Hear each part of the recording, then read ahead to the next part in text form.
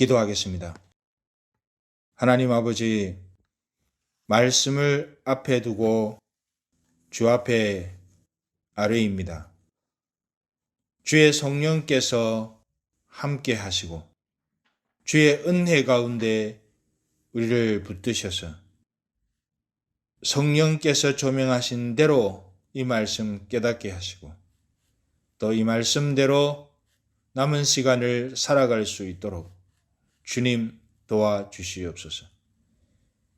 예수님의 이름으로 기도하옵나이다. 아멘. 주 안에서 사랑하는 성도 여러분, 지난 한 주간 잘 지내셨는지요? 2021년도가 이제 계속해서 한 주 한 주 지나가고 있는 이때에 상황과 환경을 뛰어넘는 약속에 신실하신 하나님을 경험하는 저와 여러분 모두가 될 수 있기를 간절히 소망합니다. 우리가 알고 있는 것처럼 하나님은 아버지 데라와 함께 하란에 살고 있던 아브라함을 택하셨습니다. 그리고 아브라함을 하란에서 불러냅니다. 그리해서 믿음의 조상이고 복의 근원으로 삼기를 원하셨습니다. 그래서 아브라함과 그 가족들을 그곳에서 불러내시는데 어디로 인도하시는가 하면 가나안 땅으로 인도하십니다. 그래서 아브라함과 그 가족들이 가나안 땅으로 하나님의 인도하심을 따라 가게 되죠. 그런데 이 아브라함이 가나안 땅에 도착하고 보니 그 땅의 상황이 기대했던 것과는 많이 다른 겁니다. 적어도 갈대아인들의 땅 우르와 또 하란에 살 때 그 땅은 비옥한 땅이었습니다. 그런데 어쩌면 성경에 나와 있지는 않지만 우리가 충분히 예측할 수 있는 것은 그 땅에서 나오도록 했다면 어쩌면 그 땅과 비슷하거나 아니면 그 땅보다 더 비옥한 땅으로 아브라함과 그 가족을 인도해야 하는 것 아닌가라고 하는 그런 기대와 추측을 하게 됩니다. 그런데 아브라함과 그 가족이 하나님의 인도하심을 따라서 이 가나안 땅으로 들어가고 보니 그 상황은 어쩌면 기대할 수 있었던 그런 상황과는 완전히 다른 겁니다. 그 땅에 도착해서 일어난 상황은 정말 어려웠습니다. 도착한 지 얼마 지나지 않아서 기근이 든 것입니다. 가뭄이 있었고 기근이 든 거예요. 어쩌면 갈대아인의 우르 땅이나 또 하란 땅에서는 한 번도 경험해 보지 못한 그런 상황이었는지도 모를 일입니다. 이 가뭄과 기근의 상황이 대단히 심각했던 것 같습니다. 그래서 오늘 말씀 10절을 보면 이렇게 기록하고 있습니다. 그 땅에 기근이 들었고 그 기근이 심했다고 그렇게 말을 합니다. 그 땅에 기근이 있으므로 아브라함이 애굽에 우거하려 하고 쭉 뒤에 이는 그 땅에 기근이 심하였습니다. 그런데 여기서 우리는 한 가지 짚고 넘어가지 않을 수가 없습니다. 그것은 다름이 아니라 하나님이 인도하신 그 땅에 기근이 들었다는 것입니다. 여러분, 이것은 그냥 자연적인 현상으로 우리가 그렇게 치부할 수도 있겠지만 그러나 이것을 우리는 좀 더 유심히 살펴볼 필요가 있습니다. 하나님이 인도하셔서 들어갔는데 그 땅에 기근이 들었다는 거예요. 하나님이 인도하신 그 땅에 들어갔을 때에 모든 상황이 적절하고 좋았으면 얼마나 좋았겠습니까? 그런데 그렇지 못한 것입니다. 하나님께서 약속하신, 하나님께서 인도하신 그 땅에 풍성함이 있어야 할 것이라고 우리는 보통 그렇게 기대하지만 그러나 그 땅에 풍성함보다는 가뭄과 기근이 찾아온 것입니다. 약속의 땅이 풍성함의 땅이 아니라 기근의 땅이 된 것입니다. 우리는 보통 하나님이 약속하셔서 뭔가 시작된 일이라면 그 일이 술술 풀릴 것이라고 기대하는 경향이 있습니다. 그래서 옛날 많은 분들이 전도할 때 이런 표현을 쓰지요. 예수 믿고 천당 갑시다. 예수 믿고 복 받으세요. 그래서 예수 믿고 천당 가는 거는 성경이 말하고 있는 바인 것 같은데, 그러나 예수 믿고 복 받으세요. 예수 믿으면 복 받습니다. 하는 말은 어쩌면 맞는 말일 수도 있고 어쩌면 틀린 말일 수도 있습니다. 왜냐하면 예수 믿었는데 우리가 기대하는 것처럼 복을 받는 상황이 벌어지는 것이 아니라 참 고난과 어려움의 상황을 더 많이 겪을 때가 있기 때문입니다. 하나님의 인도하심으로 가나안 땅에 들어간 아브라함의 경우에서 볼 수 있듯이 하나님의 인도하심을 따르는데 그 상황이 늘 좋은 것이 아닙니다. 아무리 하나님께서 인도하시더라도 거기에는 어려움과 고난이 있습니다. 어쩌면 어려움과 고난이 상상 이상으로 더 많을 수도 있습니다. 그러면서 하나님께서는 이 고난과 어려움을 사용해서 당신의 백성들을 다듬어 가시는 것이죠. 우리가 2021년도를 기대하면서 이제 시작했습니다. 한편으로는 장밋빛 미래를 우리가 꿈꿀 수도 있습니다.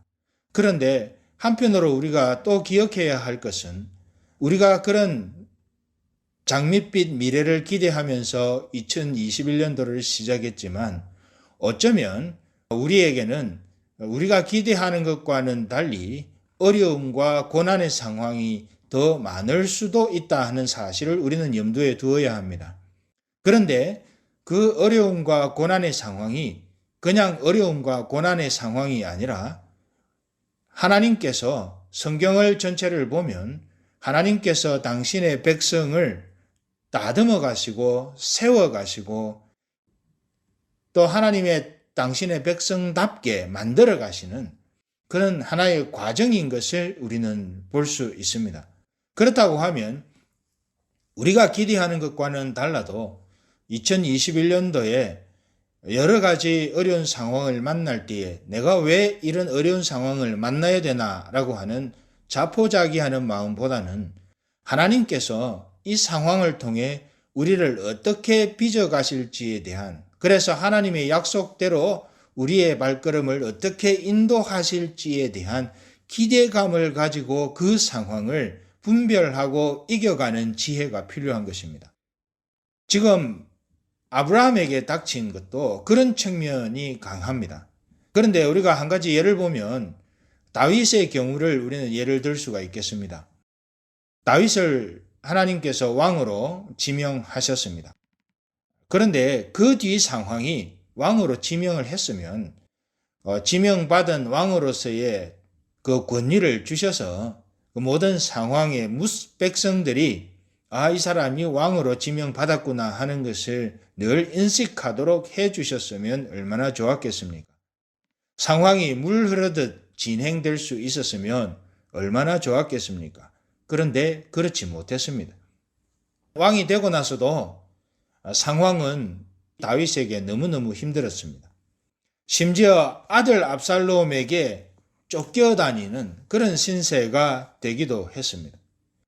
우리는 대부분 하나님이 왜 이런 상황을 만드시는지 또 이런 장면을 참 이해하기가 힘든 경우가 있습니다. 그러나 하나님께서 만드시는 다윗에게 만드셨던 이런 장면들을, 이런 상황을 보면 하나님께서는 그 상황을 통해서 그냥 다윗을 망하도록 하신 것이 아니라 다윗을 당신의 종으로 빚어가시는 것을 알 수 있습니다. 아브라함의 경우에도 마찬가지고 오늘날을 살아가는 저와 여러분의 경우에도 마찬가지입니다. 하나님께서 하나님 앞에서 우리가 신실하게 살아간다고 하는데 어떤 경우에 어려움과 고난을 당합니다. 그러나 하나님께서는 그 어려움과 고난을 우리의 삶이 황폐화되도록 우리가 망하도록 그러지 않으신다는 거죠. 우리를 하나님 앞에 단련해 나가는, 정금같이 단련해 나가는 풀무의 역할을 이 어려움과 고난이 하게 된다는 것이죠. 그렇기 때문에 앞서 말씀드렸던 것처럼 우리는 우리의 기대와는 다른 어려움과 고난의 세월들이 우리의 개인적으로나 공동체적으로 지나간다 하더라도 우리는 그것을 가지고 마음 상심하지 말고 하나님께서 어떤 방식으로 우리를 세워 가실지에 대한 기대감을 가지고 마음을 하나님께 두고 하나님께로 시선을 맞추면서 그 상황들을 돌파해 나갈 수 있기를 간절히 소망합니다. 오늘날 우리의 믿음의 세계에도 마찬가지죠. 예수를 믿고 나서 펼쳐지는 믿음의 행보에 늘 꽃길만 있는 게 아니지 않습니까? 실패와 좌절을 수없이 경험합니다. 또 이런 과정을 겪으면서 모든 것이 우리가 세웠던 계획대로 이루어지지 않는다는 사실도 알게 됩니다. 그 역시도 마찬가지죠. 그것이 우리에게 시련이 되고 연단이 되어서 우리를 성숙하도록 이끄시는 하나님의 방편이라는 것이죠. 이 과정에서 인내와 하나님을 향한 신뢰도 같이 연단을 받고 성숙해 가게 됩니다. 이러한 이유 때문에 어떤 어려운 상황이 우리에게 닥쳐올지라도 우리가 가져야 할 태도는 단 한 가지입니다. 그것을 통해 이루어 가실 하나님의 다음 장면을 내다보는 것이죠. 그러할 때에 하나님께서는 우리를 말씀에서 보는 것처럼 믿음과 성품의 성숙을 경험할 수 있도록 우리를 이끄십니다. 이것을 기억하고 어떤 상황과 환경 가운데서도 하나님을 신뢰함으로 그 약속을 신실하게 이루어 가시는 우리를 그리스도인으로 부르시고 교회로 부르신 하나님의 그 약속을 신실하게 이루어 가시는 하나님을 신뢰함으로 믿음의 아름다운 진보를 이루어가는 그런 저와 여러분들이 모두가 되기를 축복합니다. 이렇게 기근을 만난 아브라함이 애굽으로 내려갔습니다. 이런 상황에 대해서 오늘 10절 말씀은 다시 한번 이렇게 말합니다.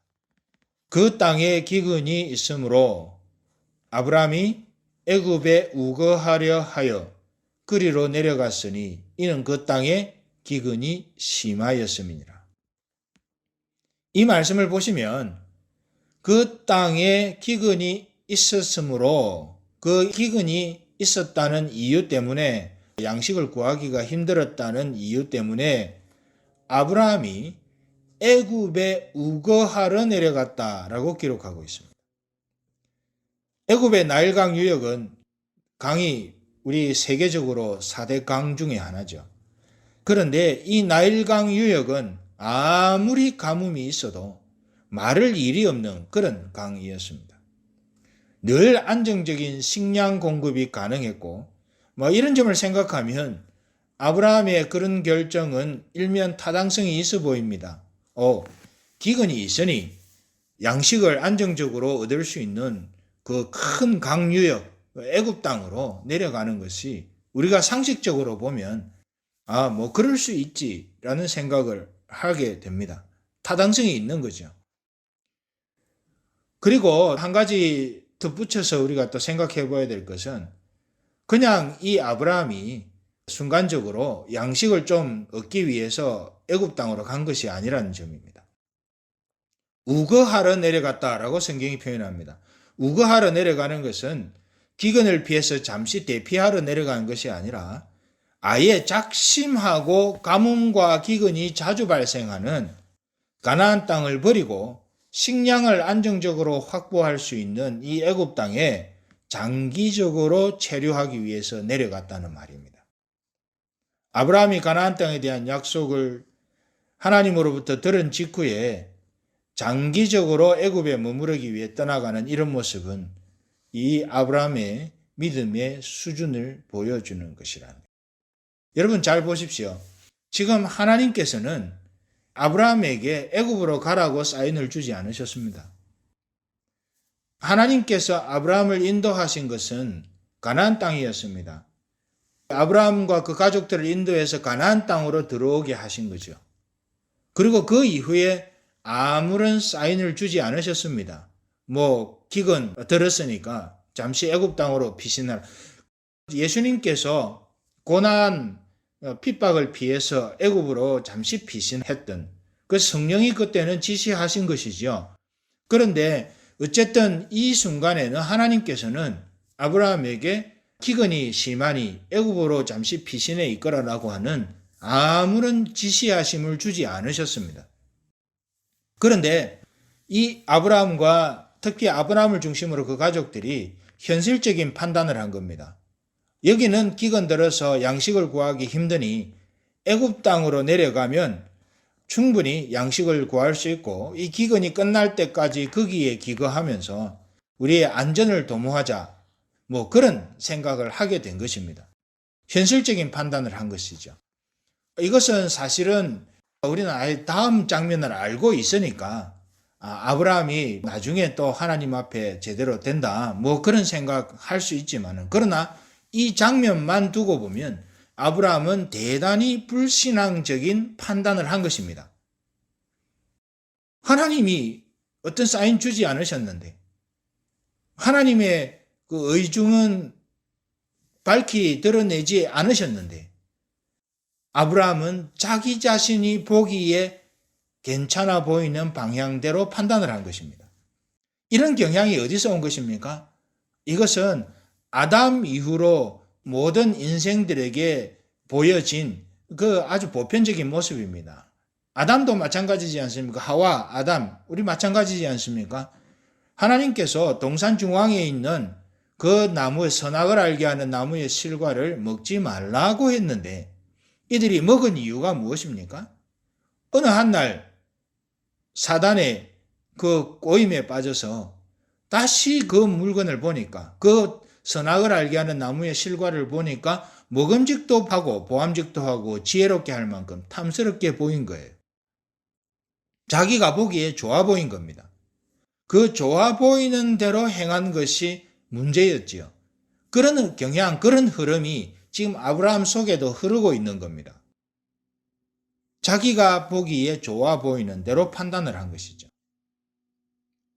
이런 불신앙의 태도에 대해서 그 다음에 이어지는 살해와 관련된 사건을 통해서 성경은 좀 더 명백하게 증명하고 있습니다. 그게 왜 불신앙적인 요소인지.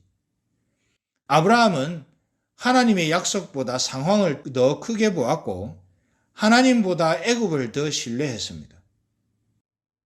그렇기에 애굽에서의 장기 체류를 결정한 것이고 혼돈 앞에서 하나님의 존재를 잃어버린 것입니다. 하나님은 순종을 요구하실 때에 고난 없는 삶을 약속하신 적이 없습니다.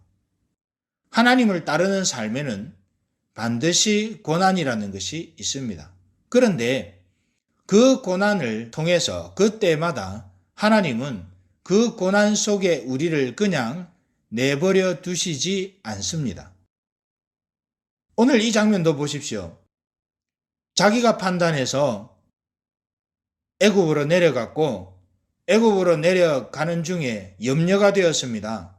염려가 되어서 자기 아내를 누이라고 애굽 왕 바로에게 소개를 합니다. 그리고 애굽 왕 바로는 누이라는 말을 듣고 사례를 아내로 취해드립니다. 그때에 하나님께서 개입하십니다. 하나님께서 개입하셔서 이 아브라함에게 교훈을 하십니다. 바로의 입을 통해서 교훈하시죠. 네가 왜 거짓말 하느냐고.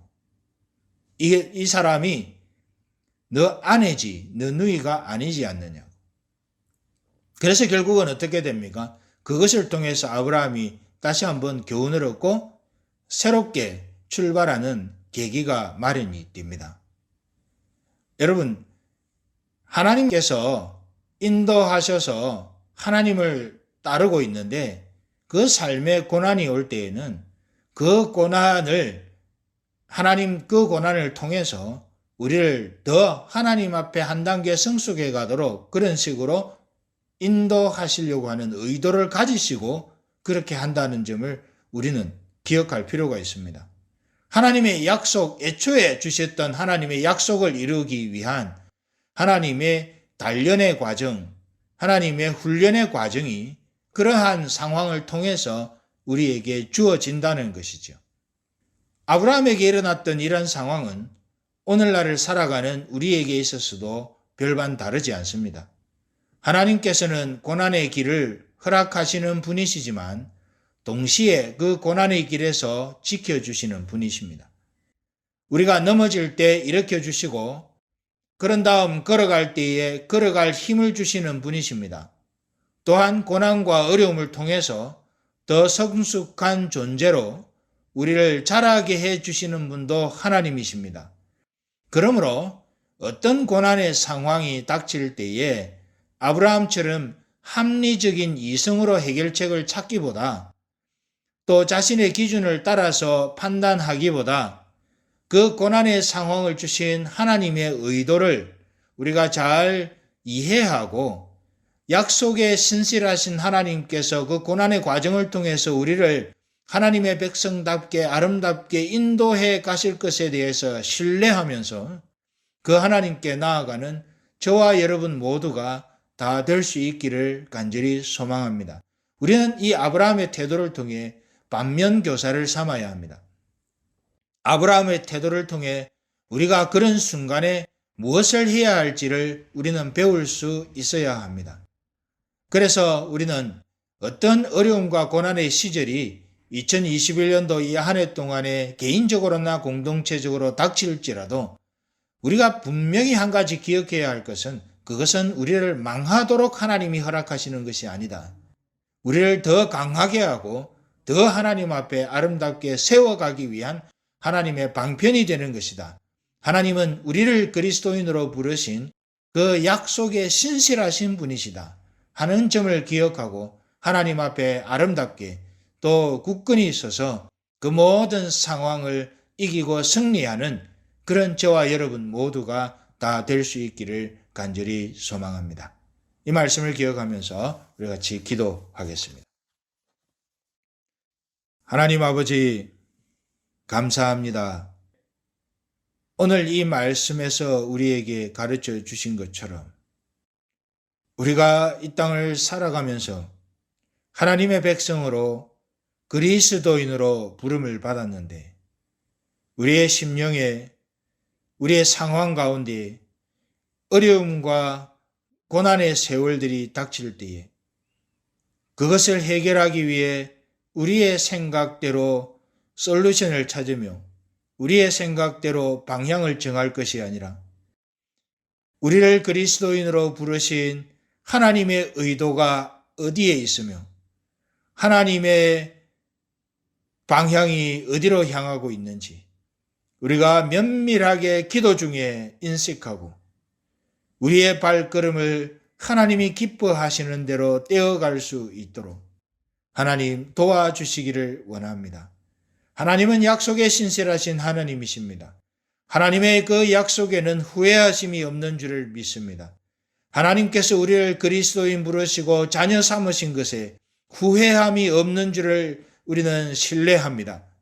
하나님이여 우리를 지켜주셔서 하나님 앞에 우리의 삶이 주 안에서 아름답게 하여 주시옵소서.